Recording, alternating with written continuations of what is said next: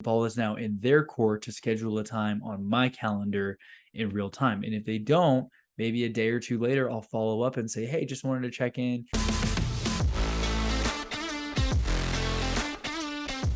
Welcome to the Entrepreneur Motivation Podcast. I'm your host, Chris Bello. Today, we're talking about follow up and the power of follow up. Now, it's very important to make sure that no matter what it is that you say you're going to do, whether it's making introduction for somebody else or to do something that you told a client you were going to do, follow up is key. If you do not follow up on what you said you were going to do, that person is going to remember that and it's going to look bad on you and also put a seed of doubt in that person's mind in wondering that, whatever they're hiring you for, are you really competent? Are you really going to help them solve the problem that they're having? If you can't even do the small tasks that you said you were going to do. Now, when you make a promise to somebody, whether it's, hey, I'm going to send you this thing right after this call, I'm going to send you this document, or I'm going to introduce you to this person you absolutely have to meet, make sure to follow through. There's good examples of people who follow through really well, and there's bad examples of people who are terrible at this. I remember there was one guy who was kind of all talk, super hyped, and he was interested in possibly working with me or bringing me on to help him with some of the projects that he was working on. And honestly, I am pretty excitable. I get pretty excited easily, and I think of all the opportunities and how amazing it's going to be and how everything's going to work super well. I quickly realized that he was not one to follow up. He was more of the visionary. He was not the integrator who can actually make things happen. He was all talk, no walk in a way. And the thing that really turned me on to that fact was that we'd scheduled a couple of calls, and when it was time to have the meeting, he would never call. The agreement was that he was going to meet me at that time. So whether I logged into Zoom to meet with him, or I was at a coffee shop to meet him, or to do a phone call, he was never on time. Actually, there were a couple of times where I waited for him and he never showed up, and then we just kind of canceled, and that relationship just fizzled out because I'm the one who's always on time. I am that person. I leave on time. I look at the GPS. I see how long it's going to take to get to my destination. I set timers 10 minutes before every Zoom call, that kind of thing, just to ensure that I show up to appointments on time, because I understand that first impressions are last impressions. And I also want to value and respect other people's time. So that threw me off in a way where I realized, hey, I don't think it's going to work out working with this guy because he's not showing up to meetings on time. Heck, he's not even showing up at all to some of these things, right? And so that was an example of how to not follow up.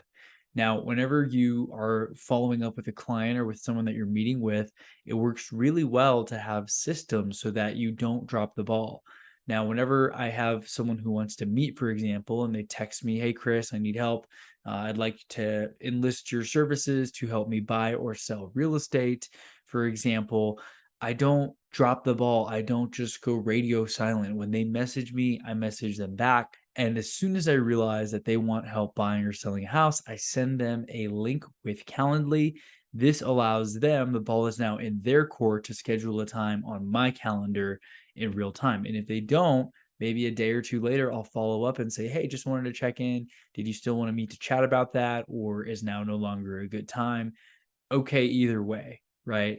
So I did my follow up, and then I did a second follow up to make sure they actually booked the appointment. But what I do find is whenever I provide a booking link and we're exchanging texts back and forth, that person almost always immediately schedules a time. I'll send them the link, they schedule it, and then they text me back, got it. See you Saturday, or see you then, right? We're going to talk soon type of thing. And that really helps with the follow up.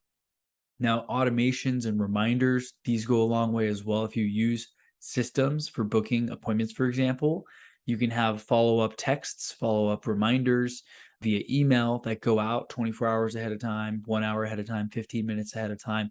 However frequently, you can have all kinds of different reminders just to let people know multiple different ways. Hey, don't forget our meeting at 1 p.m. is starting via Zoom. Here's the link to join. Do that a few times. People are busy. People get sidetracked. They need reminders. And if you can do these things, ideally automatically on autopilot, you set it and forget it, yet your clients and your prospects get reminders in texts and emails so that they have a higher likelihood of showing up. When you implement these kinds of tools, your show rates increase dramatically. People show up to these calls, they show up to these meetings, and you have a great conversation. You can keep pushing the ball forward on your goals for whatever that conversation is or whatever the next steps are. Now, whenever it comes to networking, following up is sometimes tough. I got to get a little bit better at this as well. I've got a stack of business cards that I've collected from different events that I've gone to, and people give me their cards. I'm not so great at carrying cards. I tend to tell people to check out my website, listen to my podcast type of thing. I'm sure you can relate if you're a content creator. I know cards, some people love them, some people hate them. I like the digital route. But either way, whenever you get someone's card or you get their contact info, making sure to actually follow up and check in on them or schedule a time to connect, that goes a very long way, instead of just putting their card on your desk like I have over here or in a drawer where you never reach out to them. You never set up a coffee appointment or a Zoom call or any of those types of things that will enable you to take the next step in your business. And even with real estate transactions, for example, I'm in real estate sales. They say it takes 7 touches these days for someone to really hear your message. It takes 7 times.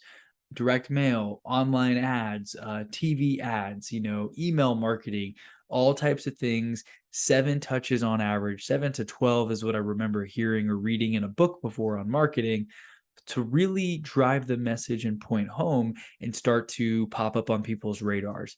People are so distracted today. There's so many things and ads and social media platforms and now TikTok. It's like people got a shorter and shorter attention span. And we've got so much information coming in. We don't necessarily have time to process every single piece of information. So we honestly, as humans, filter out most of it unless something really stands out or we recognize it or it immediately speaks to solve a problem that we are facing currently in our lives. And so as you continue to follow up, you remind people what you do, how you help, what services you offer, what product you have that can solve a problem in people's lives. And as they see you a fifth, sixth, seventh time, that eighth time might be when they're thinking about a problem that they have. They've seen your message enough times, they kind of recognize it. And wow, now that they're paying attention, they realize that you are offering a solution to a problem that they have. They may opt in, they may schedule a time to chat, they may attend your free presentation or webinar type of thing. And that's how they enter your world.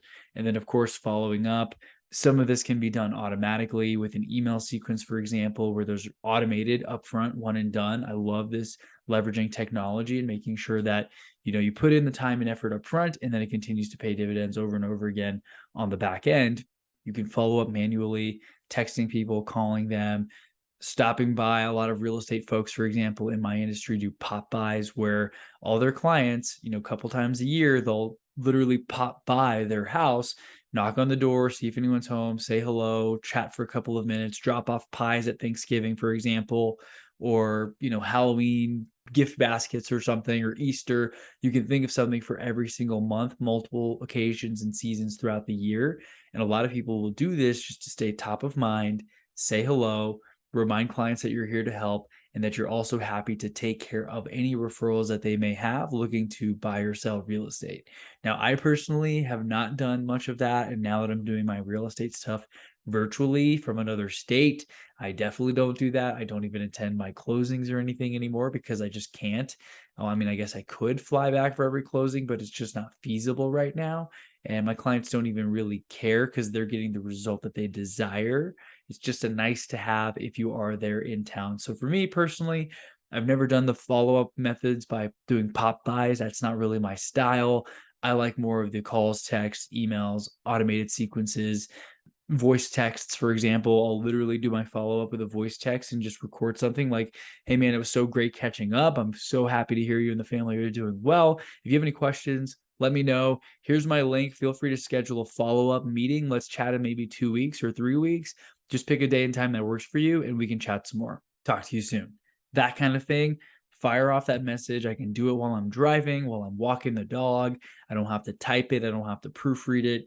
It's genuine, it's authentic, it's me, it's my literal voice, it's not outsourced, it's not automated, and it has that nice personalized touch. And it has a higher likelihood that they're going to feel warm and fuzzy inside when they get that message. They're going to schedule that subsequent follow up call. And I'm going to be top of mind whenever they need help solving that type of problem because I've already added value in advance.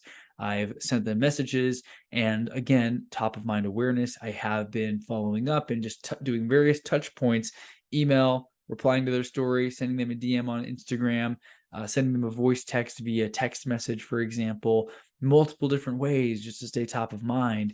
And that's another way of kind of following up. And so, whatever it is that you do, whatever business you're in, remember that following up is extremely important.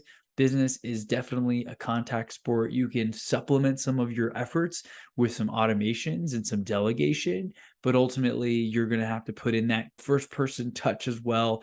If people know you are the business owner, they're going to want to see some stuff from you occasionally, maybe some handwritten notes, voice texts, a little video message goes a long way every now and then. And honestly, once you get comfortable with it, it's a lot less work to just pull out your phone, record a quick video, and send a personalized message to someone. Or if you don't want to do that, do a voice text. Again, you're going to wow people because not a lot of people do this unless you are comfortable in front of camera or putting your voice out there into the ethers and sending it over the interwebs to other people's phones. And of course, me being a podcaster, this has come a lot easier now to me than to someone who doesn't make any content, who doesn't want to put their content out there, who is not comfortable hearing their voice, for example. So it's 9:13 p.m. on a Sunday. I just drove for the last 2 days. We went to Houston for a friend's wedding. We drove this time because we took the dog, and my fiance had a bridal shower there several months back. And there were just a bunch of things at her friend's house that people had gotten for us that were not, wasn't reasonable for her to pay for shipping to ship all these things to us. So we just filled up my trunk and we drove it all back. We just got back today. So I'm pretty tired. I drove like 9 hours yesterday, 6 or 7 hours today. We had a couple of stops for gas and rest stops and food. But yeah, my brain's a little bit fried at the moment, and I've got a long week ahead of me as I jump back into the swing of things. So I hope that you got some value from this message. As I listen to it again and do some slight edits here and there, I'll see if this made sense. I'm hoping it did, but I just wanted to put that caveat at the end that this is the very last of my day after I've driven a ton of hours this weekend. I'm hoping that it makes sense as you listen to this and that you got some value from it today. So make sure to like, comment, subscribe. If you got value, make sure to share this with a friend. If you haven't gotten my free tracker, Complete Life Tracker, you can get that at chrisbello.com/free. Thanks again for your time. I'll see you on the next episode and have a great rest of your day. Talk soon.